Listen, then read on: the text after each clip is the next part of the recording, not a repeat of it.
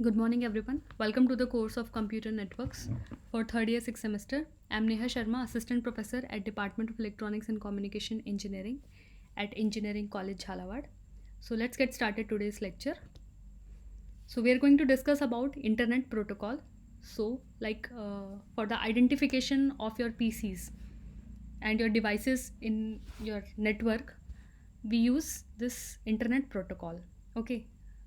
So IP is basically an identifier, and we use Aadhaar card, your DL driving license, for the as an ID card for the identification, or you can say you can passport if you are traveling out of India and out of country. In the same way, in this network, the IP is the ID card of your PC and your device. We are going to discuss about IP addressing conventions, datagram format, packet handling conventions. So basically, there are two type of IP versions very popular, IPv4 and IPv6. So we are going to discuss about these and what are the differences. So first one is your IPv4. This is the typical header format for your IP version 4. So you can see this is 32 bits, and these are divided into various blocks. Like first one is your IP version number, like it is 4 or 6 like that, and next is your header length, it is in bytes, the type of service, and then the length, the total datagram length, it is of 16 bit. Next is your 16-bit identifier, flags and fragment offset. It is for your fragmentation and reassembly. Then time to live, maximum number remaining hops. It is the decremented at each router. Then you have upper layer protocol to deliver payload to, and then you have header checksum. It is basically for your error detection and error correction. Then you have 32-bit source IP address and 32-bit destination IP address. And you have then filled for options, like for your timestamp, record route taken, and specify list of routers to visit. These are things are in your options. And then you have a data. So data can be of variable length. Typically a TCP or a UDP segment is here. So how much overhead is there in this IPv4? It is basically 20 bytes for your TCP, 20 bytes of your IP. So total 50 bytes plus application layer overhead is there in your IPv4 header format.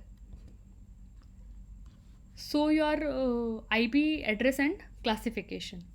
So as I told you, IP address, it is used to find a specific host in a network, and it comprises of your 32-bit numbers, and it is divided into 4 octets. So basically one octet is of 8 bits. So 4 8 32, like total 32. So it is something like this, and these octets means one octet and comprises of 8 bits. Bits are obviously in binary. So it is like this. So the address is given like 172.16.254.1. So this is the complete IP address, and in machine it is obviously in 1 and 0 in binary form like this. And these numbers have their own meanings, and according to the numbers there are various classification also. So your IP address are divided into two parts, your network ID and your host ID. Like NID and HID, it makes your complete IP address. So there is typical classification in like class A, B, C, D and E according to your first bit which will classify between these 5 classes. So if your first bit or you can say your MSB, most significant bit, if your MSB is 0 here like this, so it is your class A, followed by network ID and host ID. If it is 10 followed by network ID and host ID, it is class B. If it is 110, it is class C, followed by your network ID and your host ID. And if it is class D, it is 1110, it is for your multicast addresses. And for class E, this is 11110, and it is reserved for your reserved. So various classes have its own application, and the 5 different classes of IP addresses, this is the typical range given, like for class A, class B, class C, class D, and class E. So this is the typical range given. So they're having an IP address, and then you can identify that it belongs to which class. So this thing is for your IPv4. So IPv4 address types are basically of 3. First one is your network address. So the address by which we refer to the network is known as your network address, and in this you can see the host bit is 0. Second one is your broadcast address. So a special address used to send data to all of the hosts in the network, it is broadcast address. And the third one is your host address. The address is assigned to the end device in the network, that is the end device, that is your host address. So this is the typical example given here. Next one, then your next version is your IPv6 header format, and you have like 4-bit version. 4 bits are reserved for your priority. Then you have a flow table here, then 16 bits payload length, then the next header uska number, hop limit. Then you have 128-bit source address and 128-bit destination IP address. Whereas you can see in IPv4 it is only 32-bit reserved for your source and destination IP addresses, whereas it is 128 in IPv6. So you can see the header length is quite header bytes. I can see the memory for your header is quite more in IPv6. And then at last you have a variable data. So this is the comparison chart for your IPv4 and your IPv6.